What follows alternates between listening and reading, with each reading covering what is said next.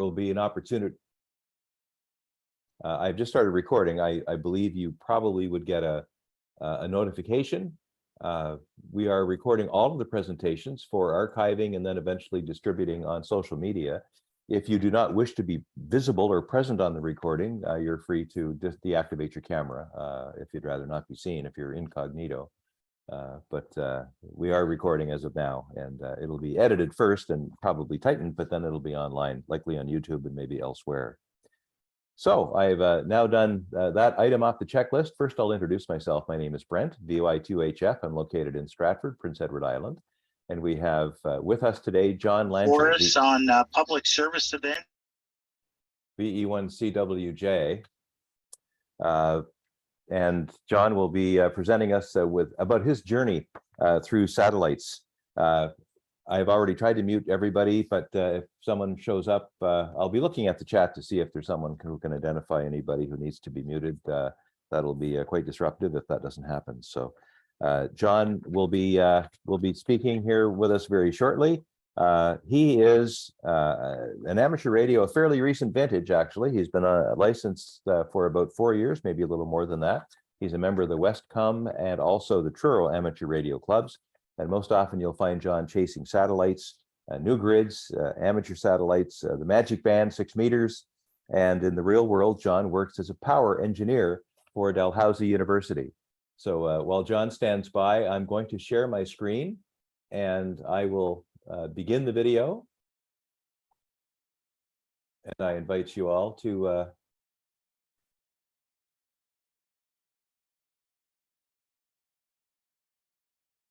Hello, I'm John, Victor Echo 1, Charlie Whiskey. Stand by. I'm not, it's not sharing the,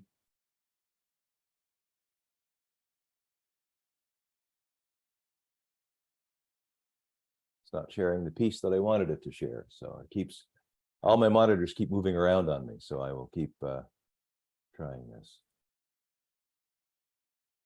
Anyway, we go. Juliet, and thanks for joining my presentation, Satellites and My Amateur Radio Journey. I live in Folly Mountain, just outside of Truro, Nova Scotia, and I've been licensed since 2018, but I haven't been very active early on. I would check out the local FM repeaters now and then, and I'd catch a few local nets, but that was about it until 2020, when a local ham sent me some information about satellites. So I started working FM satellites in August 2020. And I did that more and more regularly into 2021, and then started working linear satellites in March 2021. So for the past 2 years, satellites have been the most predominant amateur radio activity for me, but I've also started playing around on HF last November, and then earlier this year, I tried 6 meters for the first time. So today's presentation, it's not going to be your typical AMSAT presentation where I tell you about satellites and the details of how to work them. Dave Goodwin, V3 Kilo Golf, asked me if I could talk a bit about how I got started working satellites and then how that has progressed to where I am today. So my hope is that it might give you some ideas about how you could do the same and some of the things that you can do with amateur satellites. So it may feel a little bit like show and tell, but I hope you'll find it helpful, informative, and maybe you'll even be inspired to try the satellites. If nothing else, it should definitely show you what you're getting into on the satellites. So I'll start by talking about amateur satellites and what they are for anyone who's just hearing about this topic for the first time today. And then I want to take you through my satellite journey. So it started with the International Space Station, and some of you might have heard about ARIS, amateur radio on the International Space Station. And from there I got into FM voice satellites and started to work other operators from new and different grids while roving. And then I'll talk a bit about making the jump to linear transponder satellites, where I worked mainly on sideband, and also then a little bit about satellite DXing, which is my latest challenge. I've also learned a lot about amateur radio in general through my satellite operating, and I'd like to talk about some of those things that I've learned for anyone who's just getting started with amateur radio and is considering satellites as an entry point. I'd highly recommend that to anyone who's interested, and I hope you'll see why. And once I'm done talking through these slides, I'm going to stick around and be available afterward to answer any questions you might have about the presentation or about satellites or anything you'd like to talk about. So let's get started. Amateur satellites, or AMSATs, are the FM and linear transponders that are circling the globe in low Earth orbit. They're typically using amateur radio frequencies in the VHF and UHF 2-meter and 70-centimeter bands for uplink and downlink, although other bands have and are also used. One of the most notable nuances of satellite operating is managing Doppler shift. Because the satellites are moving quickly toward or away from you, the uplink and downlink frequencies observed on Earth will be different from those at the satellite.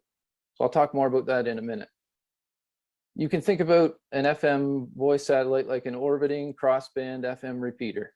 You transmit your voice on the uplink frequency, and the satellite immediately retransmits the signal it receives on the downlink frequency. Of course, a satellite's going to have a lot greater coverage than a terrestrial repeater, so longer distance contacts are possible, and with very low power, typically 5 watts from an HT will work. One example of an FM satellite is AO91, which I have pictured here in the upper right corner. AO91 is what's called a CubeSat. So for scale, its dimensions are approximately 10 centimeters by 10 centimeters by 10 centimeters, and it weighs just under 3 pounds. There are also satellites that act like APRS Digipeaters, but they operate on the frequency 145.825 instead of 144.390 like terrestrial APRS. So you can make contacts through those by sending APRS messages. And then there are also linear transponder satellites, or they can be called linear satellites or transponder satellites. These typically have a transponder that will receive and retransmit signals over a passband of somewhere between 20 and 100 kilohertz. So single sideband is the most common mode used on the transponder satellites, followed closely by CW, but other modes are also possible, such as FT4. RS-44 is one of the most popular linear satellites, and I've got a photo here on the slide in the bottom right of RS-44. I don't have any specs on it, but you can see it's much larger than AO91 just with the person there for scale. So currently there are approximately 6 active FM satellites, and there are 12 active linear satellites for amateurs to use. All right, I know someone's already probably thinking it. Satellites are just flying repeaters. Well, that sounds pretty boring, doesn't it? They are, but it's not quite that simple. So these satellites are whizzing through space at over 25,000 kilometers per hour. Not only does that mean you need to be able to follow them with your antenna, but as I mentioned before, you have to account for the Doppler shift because the satellite is moving toward or away from you at different speeds. So not only are the uplink and downlink frequencies, as seen on Earth, changing at different rates, but they're also changing in different directions, and that's because they're different bands, so they're going to change at different rates with the Doppler shift.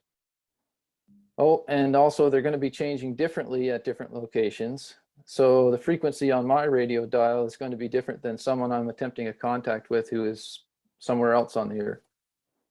Also, the satellites are tumbling through space, so their antenna is constantly changing polarization, and you need to be able to match this polarization to receive the signal. So doesn't sound too bad, does it? There's lots of ways we can do that. We can use computers or cell phones to help us with tracking the satellites and following the Doppler shift.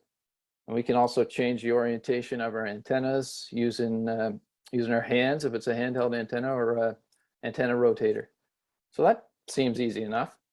But then there's also some other limitations. Most satellite passes only last for about 10 minutes.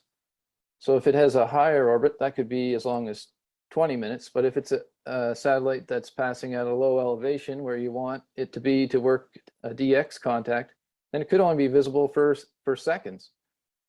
And even if it isn't at a low elevation, to make the contacts with other stations in other locations, you need to have the satellite in a position where we're both in the footprint at the same time, which is often a shorter amount of time than the full pass. So all of these things are what makes satellite operating fun and interesting at the same time. Probably one of the most well-known satellites is the International Space Station. So my interest in amateur satellites started with the ISS. ARIS, or Amateur Radio on the International Space Station, is a project that's sponsored by various entities, and it's carried out by the astronauts who have an amateur radio license. I think most of them do. ARIS has 2 amateur radios installed on the ISS. They're both a modified version of the Kenwood D710 FM mobile radio. One's installed in the Columbus module, and it's currently being used as an FM voice repeater. And the other is installed in the Russian service module, and it's currently active as an APRS Digipeater, but it's also used for special slow scan TV events. Additionally, and probably more importantly, both of those radios can be used for crew contacts with the ISS, and they also make contacts with students at schools around the globe, and they give them a really unforgettable experience to talk with an astronaut. Occasionally, one of the astronauts might also get on the radio and make random contacts with amateurs as well. So this was pretty interesting to me. I thought, man, if I could talk to an astronaut with my ham radio one day, that would be pretty cool. I'd really have made it then. But the more I looked into that, the more I realized the chances of making a contact with an astronaut was pretty slim. Especially in recent years, they have pretty busy schedules while they're aboard the ISS doing things that are a lot more important than amateur radio. But the satellites thing was still pretty neat, and a local amateur, Scott, Victor Echo 1 Charlie Hotel Lima, he had given me a bit of information about the ARIS Digipeater and the SSTV events. So I thought maybe that would be a good place to start.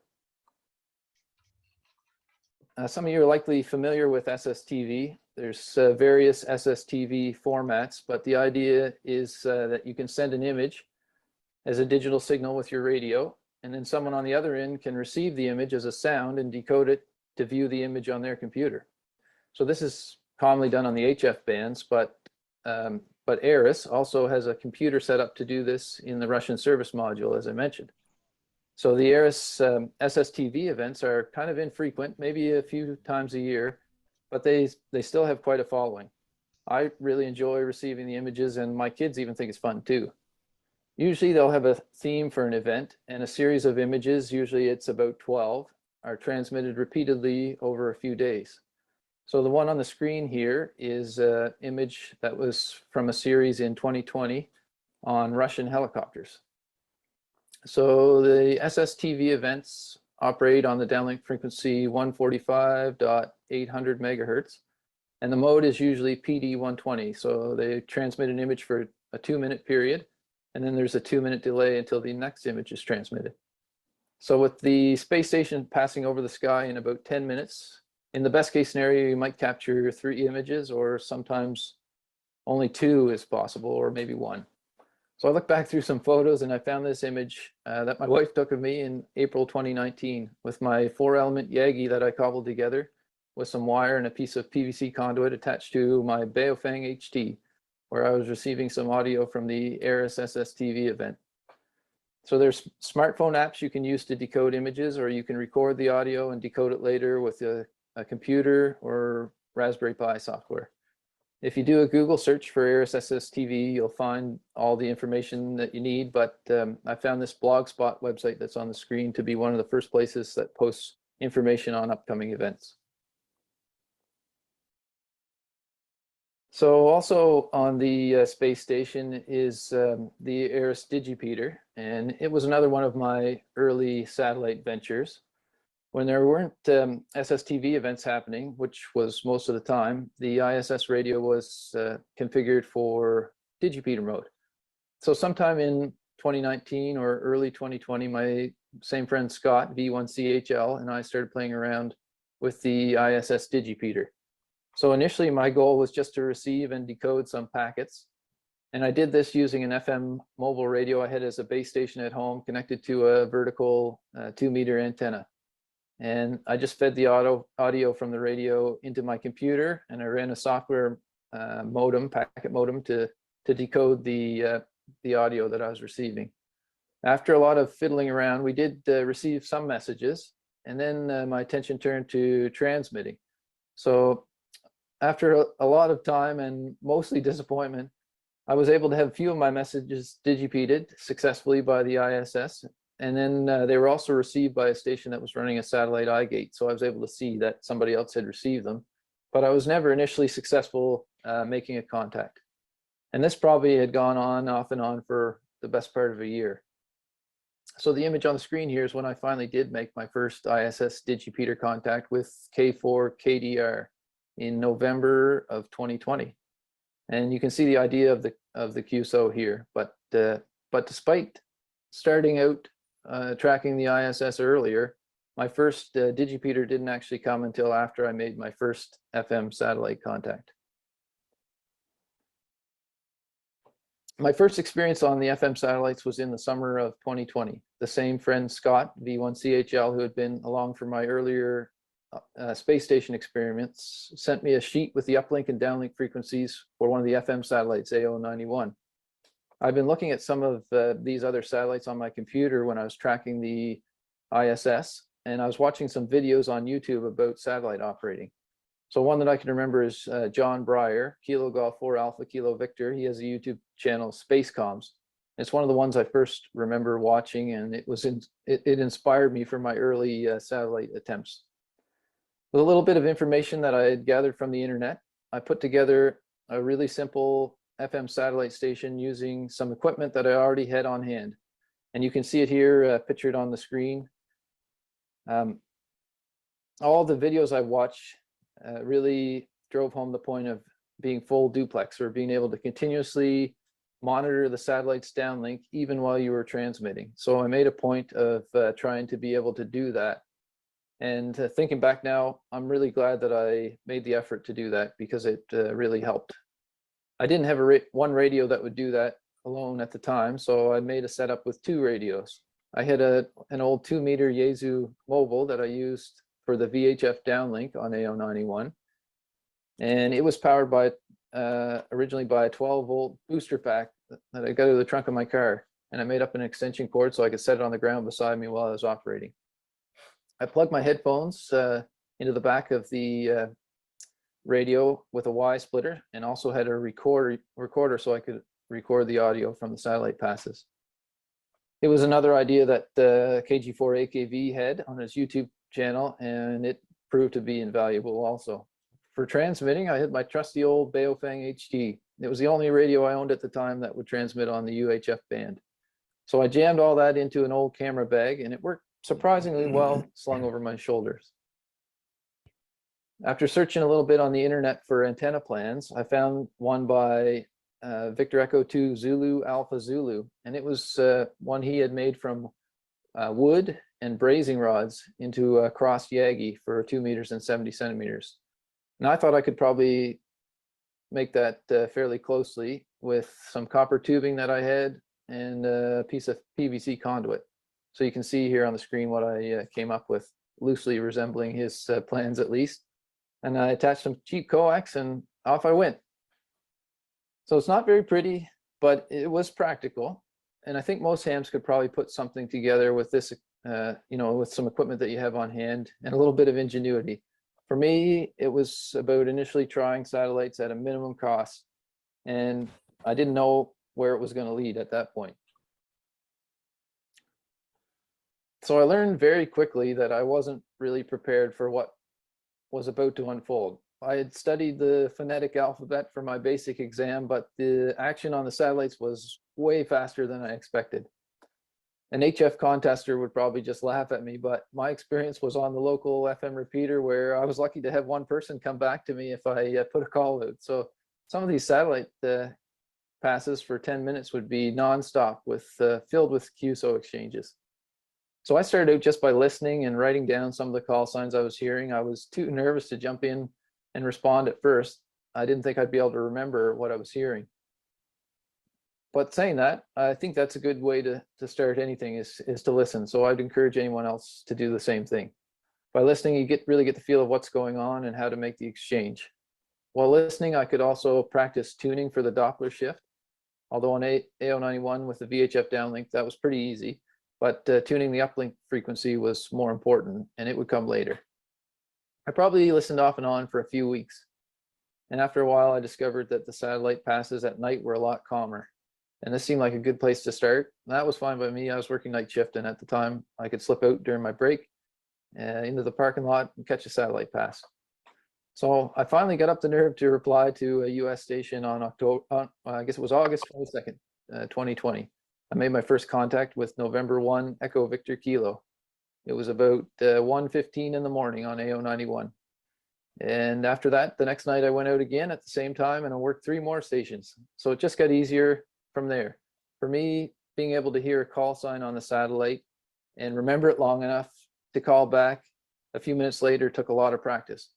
I thought writing them down was going to be helpful originally, but eventually getting rid of the paper and just training my brain to spit out what it was hearing was the way to go. And the recorder really helped because then later I could play back the pass and remember everything I heard. Some of the other things I discovered early on that may seem obvious, but weren't to me at the time one is that there was no substitute for a clear horizon. If you have a line of sight to the satellite, it gives you the best chance of hearing and being heard. In the parking lot where I was trying satellites initially, I was between buildings and I was always limited to when the satellite was high in the sky. And once I started trying passes from other places, I discovered I could hear the satellite for a lot longer, and I could also work passes that were a lot lower elevation. That also meant making contacts that were further away. I'll talk more about roving later, but one thing I discovered is that I was able to get some more attention when I would go out roving to a nearby grid for the day. For me, it's always a lot more fun to be the one everyone is calling in the pilot. I also found out pretty early on that a lot of the satellite operators were using Twitter to talk about operating techniques, announce upcoming roves, make satellite skids, and things like that. So I wasn't much for social media, but getting on Twitter has proved to be a big help to my satellite operating too. Okay, so we made a contact. Well, now what can we do? I mentioned that roving is a great way to get out and have fun while operating satellites. Not only are you making new contacts, but it's a great opportunity to give back to others who are trying to work new VUCC grids or collect other awards. I find that I need some kind of goal or objective to work towards. So having some kind of award or some paper to chase has been a bit of a motivator for me on satellites. One of the awards that applies to satellite operating is the ARRL's VUCC, the VHF UHF Century Club. It's an award for working 100 unique maidenhead grids. Of course, you can always go for more than 100 or as many as possible, and they offer endorsements at increments of 25 above the 100 initial level. So I was able to reach satellite VUCC with the makeshift setup I showed you after operating just off and on the satellites for somewhere around 4 months. And if VUCC isn't enough of a challenge, there's also Gridmaster or Gridmaster 488. It's an award sponsored by AMSAT in the US for working all 488 grids in the continental USA. So it's kind of similar to the Fred Fish Memorial Award on 6 meters. And to date, I think there's 49, when I last checked, satellite operators who've achieved Gridmaster status. So it's quite an accomplishment. It normally takes several years to achieve.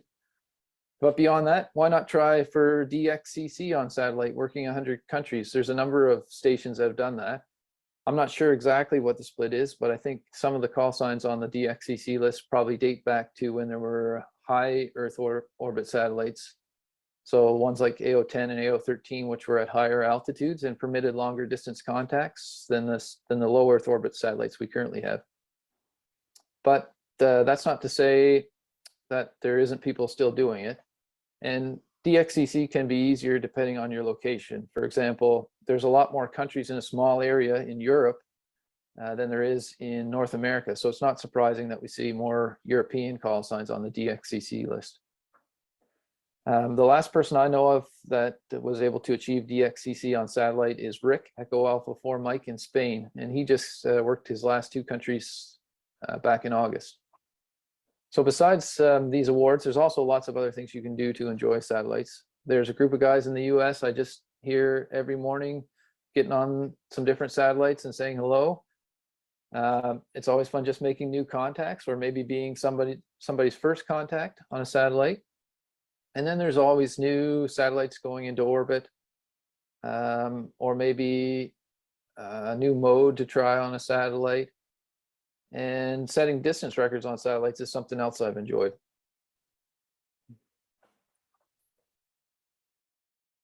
Okay, so as you can see, I got serious there pretty quick.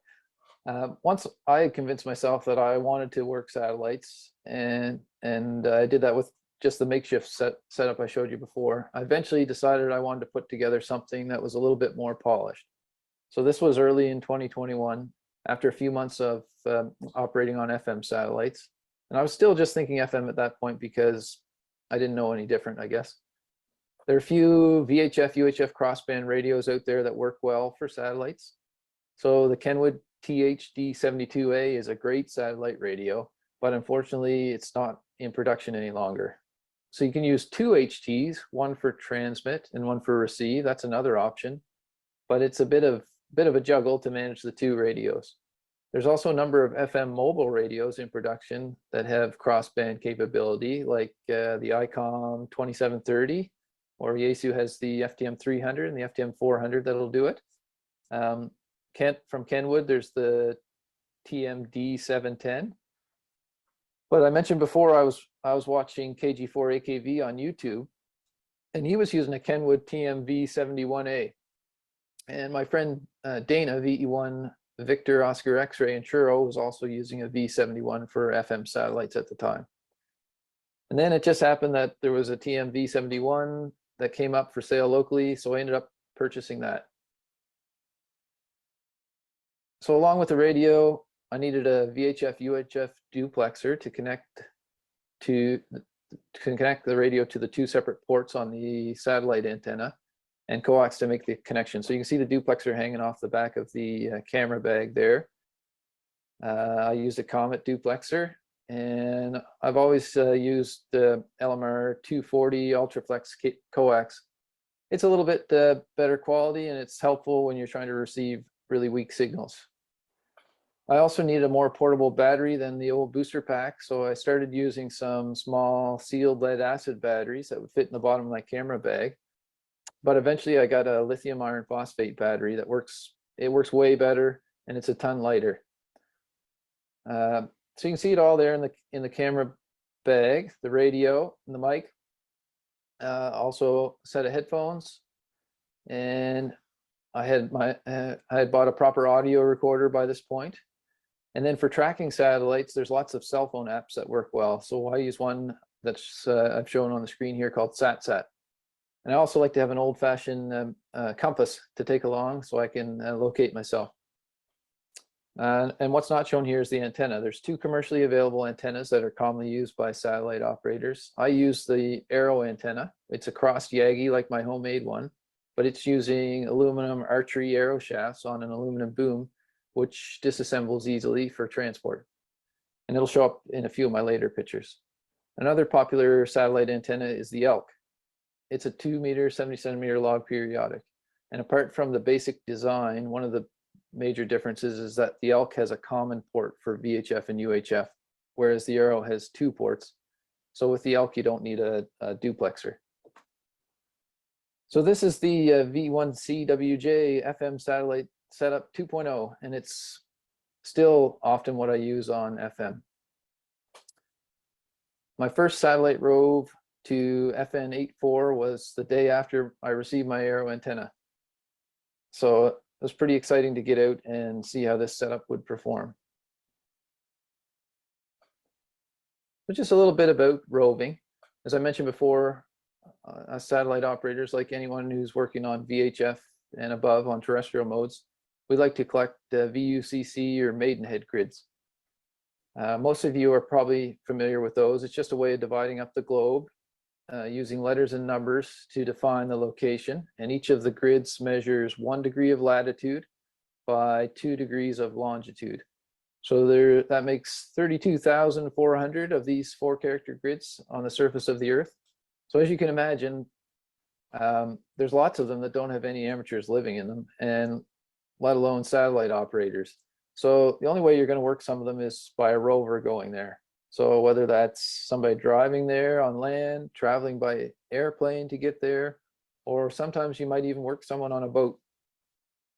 You can imagine some of the awards like Gridmaster 488 that I mentioned wouldn't be possible without the rovers.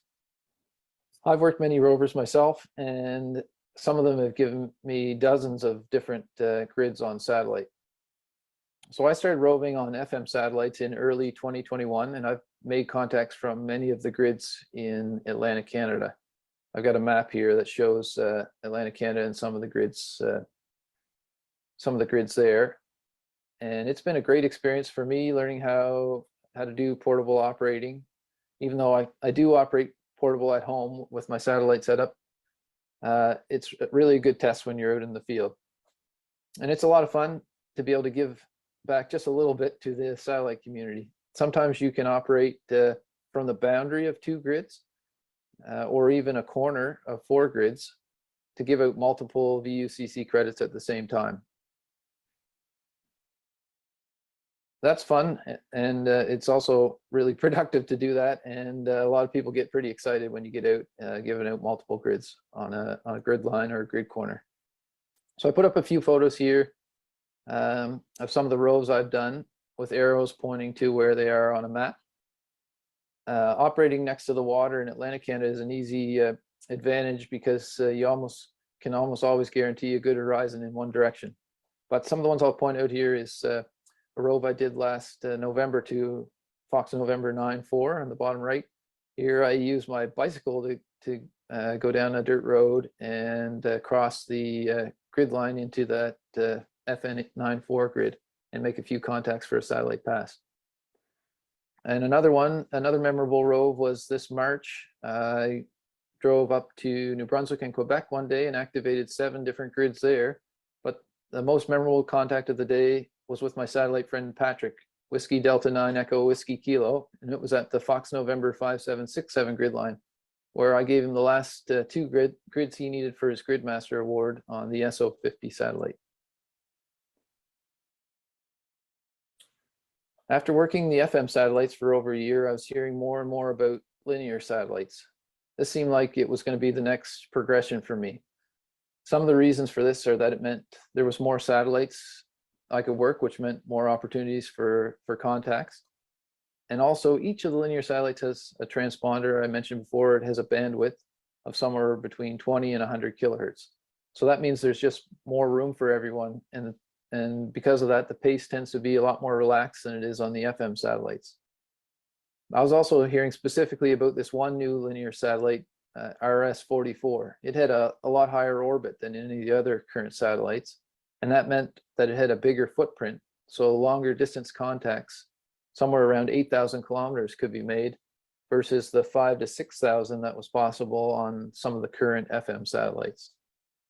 All of these things meant it would be easier to work a rover when I was looking for a new grid, or more opportunities for DX, and especially for me in Eastern Canada, contacts in Europe.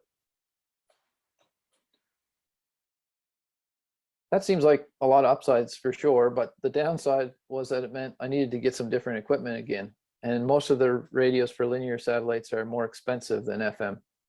You're getting pretty committed at this point. I remember when I heard someone locally had bought an ICOM 9700, and I just thought it was crazy. I said I'd never drop that kind of money on a radio.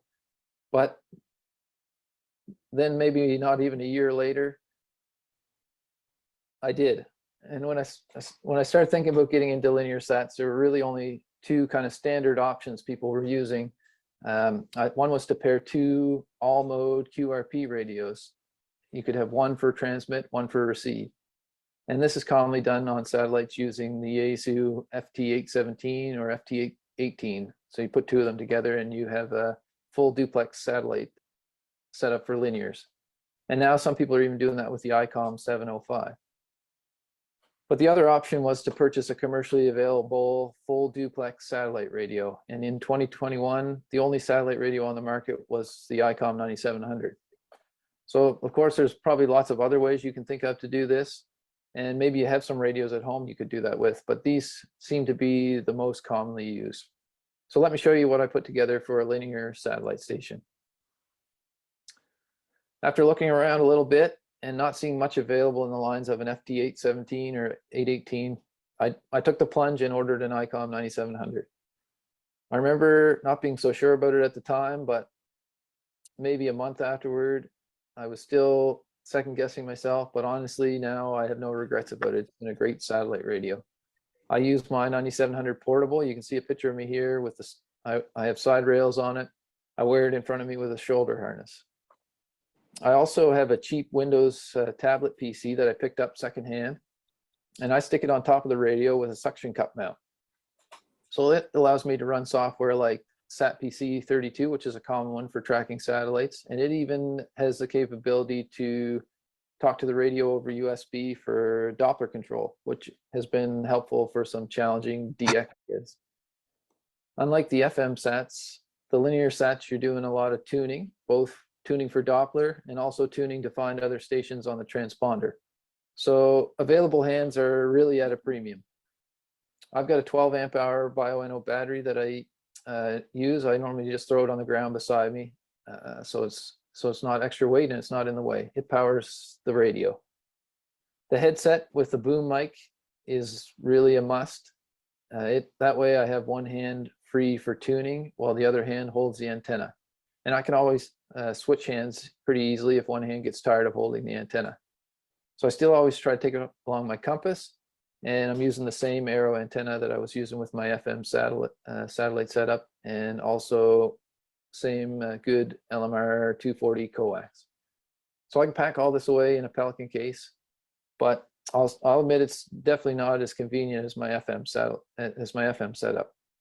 That said, I've transferred it all into a hiking pack on a few occasions when I want to operate from somewhere like up on the mountain to work a really low DX pass. And speaking of DX, that might be one of my favorite satellite contacts, or favorite satellite topics, especially recently. So satellite DXing is a little bit different than HF DXing, but it's got a similar end goal, I guess. To me, satellite DXing just means pushing the limits of what's possible by operating at very low elevations with limited time constraints to make contacts and trying to reach distant stations.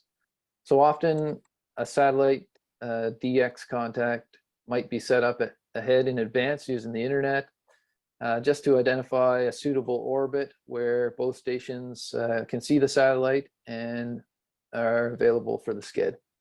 So depending on the satellite, the maximum achievable distance, it's going to vary because the height of each satellite's orbit varies. So they're all unique in this respect, and they have different theoretical maximum distances.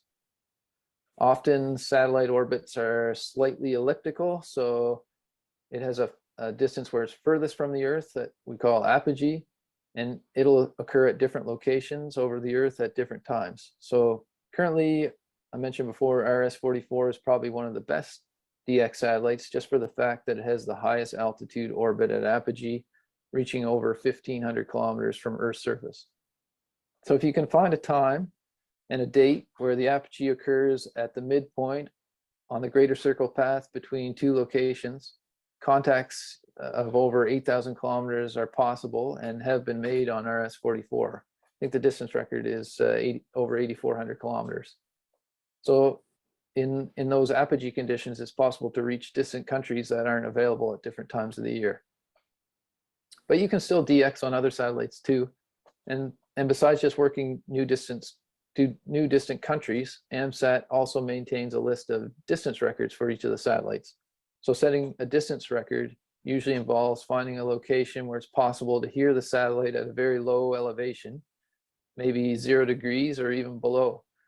So right at the horizon. And often a mountain look-off works well for this, or maybe on the shore on the coast. And then finding someone at the appropriate distance on the other side who can do the same. So Salva, Echo Alpha 1 Papa Alpha, he's a satellite operator from Spain. He's done some interesting work using the apogee altitude and Earth's diameter to calculate the theoretical maximum distance for each of the active satellites. And then he compares that to the current AMSAT distance record. I'm showing some of his work in the table here on this slide.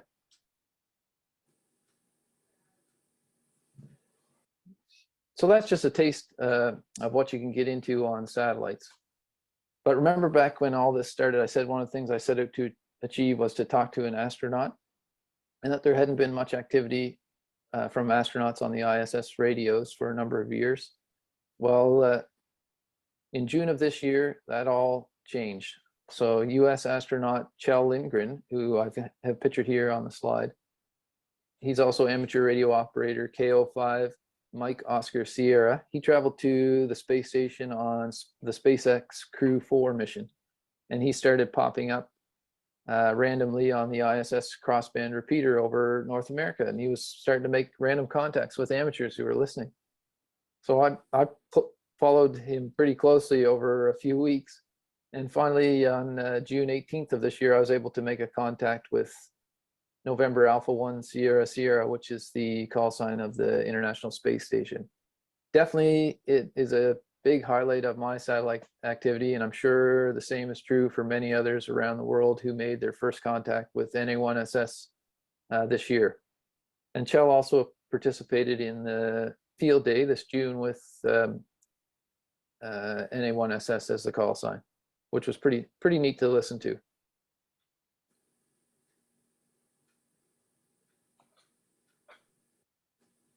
So apart from all the ins and outs of satellites, as a new amateur, I've learned a lot of other things about doing amateur radio along the way.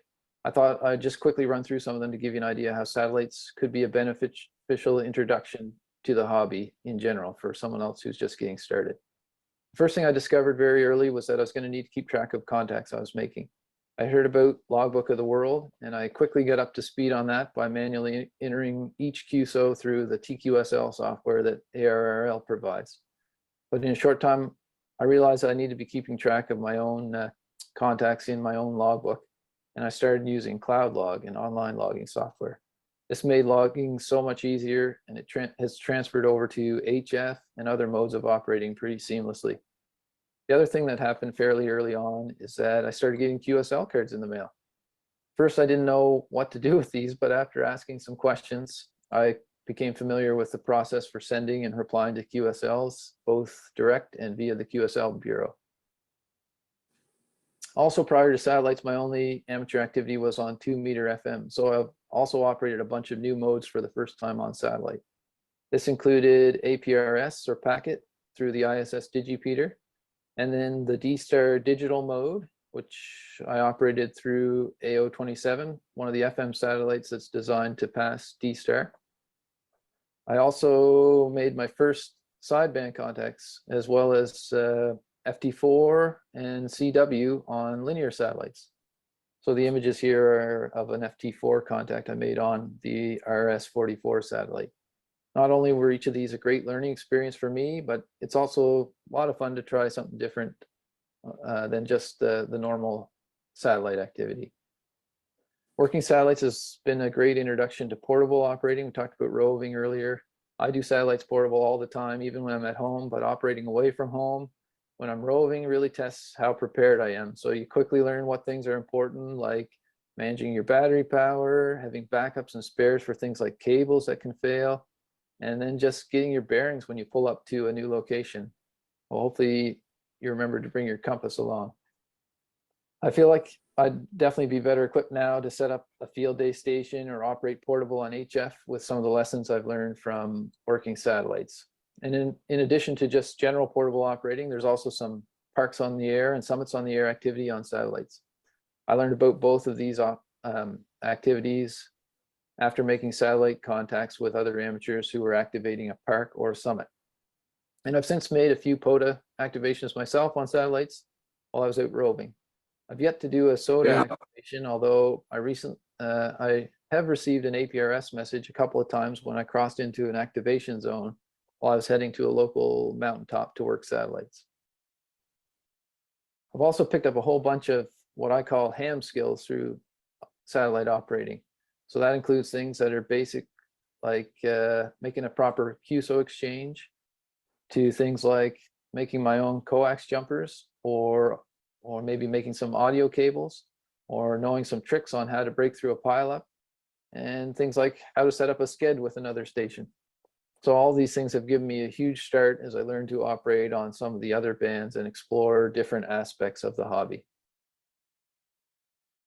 Probably one of the single greatest benefits of getting involved in satellites has been getting to know more people in the amateur community.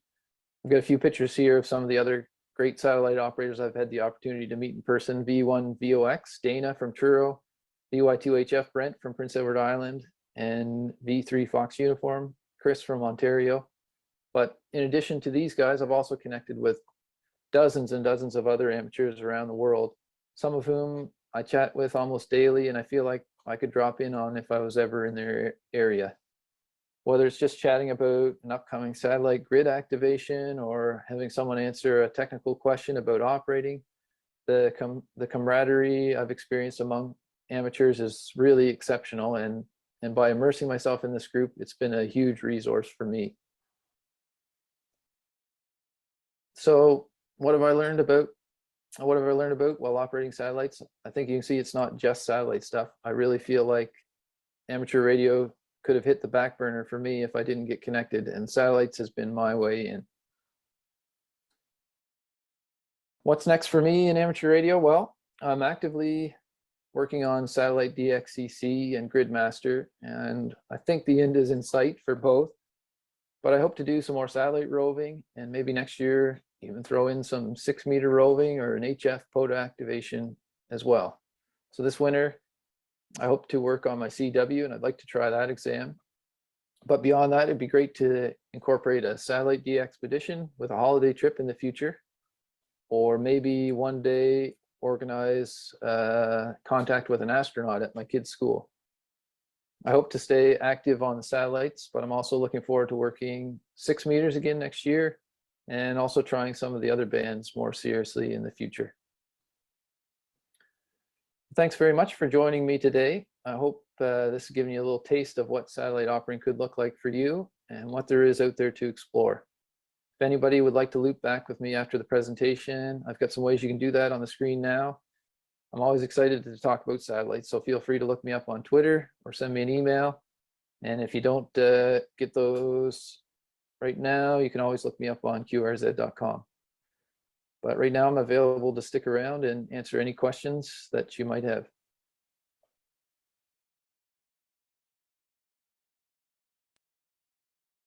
Well, that was an absolutely cracking presentation, John. That was awesome. I thought so anyway, and I hope the other viewers did as well. We would like to have this a little bit of time. We have officially 13 minutes before the next thing begins. So if you have any questions for John, you can either try to pop them into the chat and I'll maybe read them aloud, or feel free to unmute yourselves. I'm sure you can handle the traffic and pass anything on to John directly that you would like. Just at the very end of what John was talking about was SOTA and POTA, and that just leads me into a segue for our next presentation is coming up at the top of the hour, and it will be on Summits on the Air from Paul, VA6 Mike Papa Mike. But for now, we'll stay with the satellite discussion, and you're free to stay in this room for the next one, or of course, Trish has popped in some links to the other rooms if you want to go there, but hopefully you hang around here. It's going to be a great afternoon. It already has been a great afternoon. Thanks a lot, John, and very well done. And I know there's some of our other satellite buddies that are online. Peter, 2M0SQL is here. Patrick is here. Chris is here, VE3FU. So looks like you've got some friends that have been watching. So well done. Full of tough questions, I hope. All right. Yeah, Jim's asking you to do SMART next year in Spring Hill, which would be great. We've got some other congratulatory messages coming up in the chat, and I'm sure you can read them for yourself. But there is one here from Wade. Have you been following along with the SOAR, S-O-A-R, Sat Optimized Amateur Radio Project? Mark and 6MTS Halibut Electronics.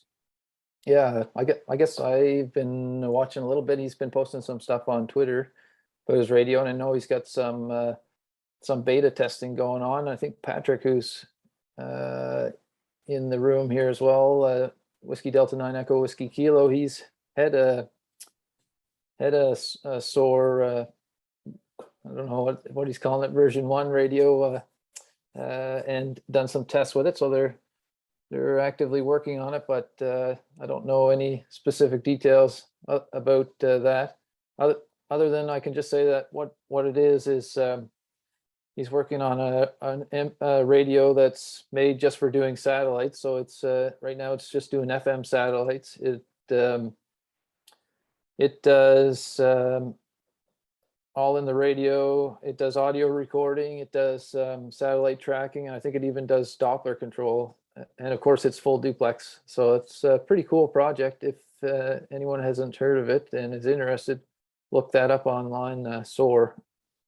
Cool. Great. We have another question now from Bob, VE3NZQ. Do you ever use a tripod mount for your antennas when you're operating? Yeah, I don't. I'm against it a little bit, but the reason being, I find the antenna polarization makes such a big difference for getting the best downlink signal. I like to hold mine in my hand so that I can fine tune that and always have a good signal. But that being said, there's lots of guys that do, and there's ways you can mount the antenna on the tripod so that you can still rotate it and get that benefit as well. So I'm not going to say it won't work, because I think it does. Brent, you probably even know about that too. Yeah, I've tried to. My elk is a little harder to mount on a tripod because it doesn't have the tripod mount in it, but the arrow does. And I thought that would be the way when I started. Yep. But I quickly found that the constant, twisting for polarity and just having the ability to more immediately point the antenna was far better than just leaving it stuck in a tripod. So I just gave up. The tripod might hold my radio someday, because I've got a tripod I'm trying to design for that, so I don't have this pregnancy look that you have when you have it strapped to your chest. But I think the antenna is always going to stay for me when I'm doing portable ops, for sure. Just in my hand. Yeah. But I can understand that that's not for everybody. I often work with the Alaskan arrow too. I don't know why. That's the one I got first, and it's way overkill probably for most of them. The Alaskan arrow's got 3 extra UHF elements and an extra VHF element. It's probably about a foot longer than the regular arrow antenna, and it's probably heavier too. But I guess I got used to using it, and so I can support it. But if you can't do that, you'd be better off to throw the antenna on a tripod and rig it up through a piece of PVC pipe or something, so that you can still twist it and adjust it. Absolutely. Yeah. Even the regular arrow becomes a chore after a while, and the Alaskan would be even worse. I know I've held your antenna at the boardwalk in Charlottetown when you were operating, and it was definitely harder.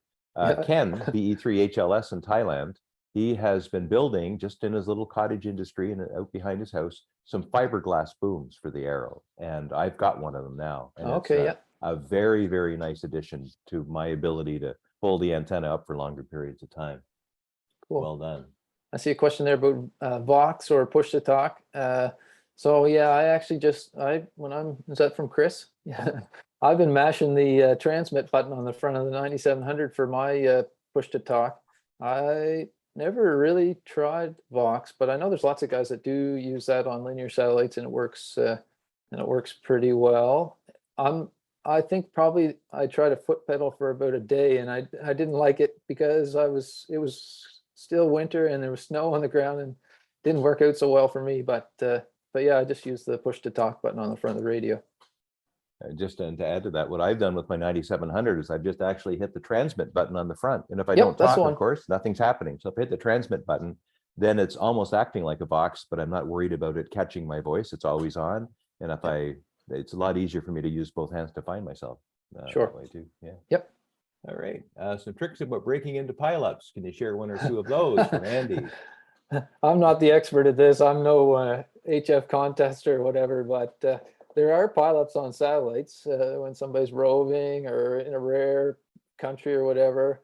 So sometimes it's just taking advantage of your location. For me, like being in north of a lot of the US stations, I'll just try to get into the pass early on, or wait until late in the satellite pass, so that there's less people in the footprint at the same time, and you can get in easier. But then there's just things like you would do on HF2, like maybe as soon as the guy calls QRZ, you don't give your call sign immediately, because there's going to be 10 others all talking at the same time. But if you wait for a second, count 1, 2, 3, and then give your call sign, sometimes they'll pick up that at the end, or sometimes just tuning a little bit off frequency. I don't know. I noticed that lately. I've been worked Yuri UT1 Fox Golf Maritime Mobile a couple times, and he, I think, only listens half duplex.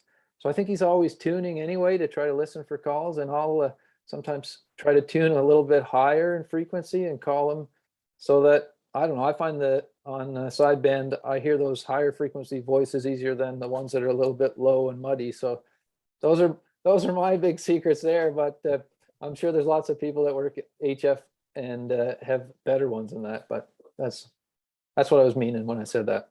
That's great. One of the viewers just posted, I don't have his name, but it's all about timing and not about power. And I think that's probably a real good mantra for satellite work. You don't need a lot of power to get into the satellite. If you can see it, you can hit it with minimal power.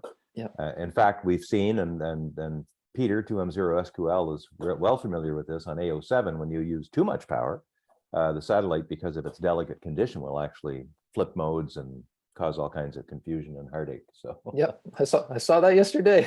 There you go. Trying to work a new country yesterday, and she got shut down on us. So oh dear. Yeah.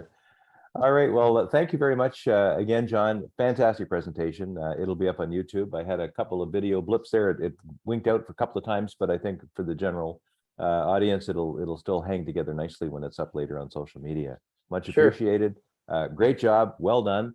And we'll let people scatter off to the other things they want to do, and we'll let people join our room as well if they want to come in for the next presentation.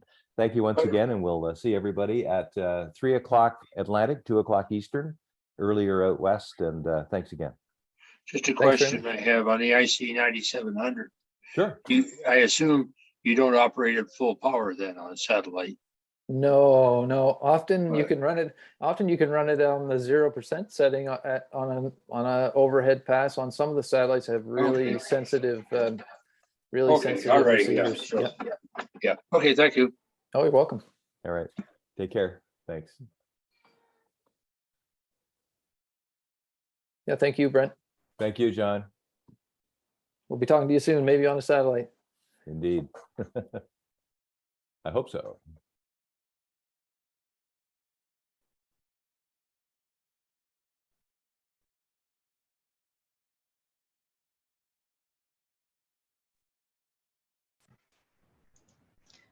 Hi there. I think Brent got kicked out somehow.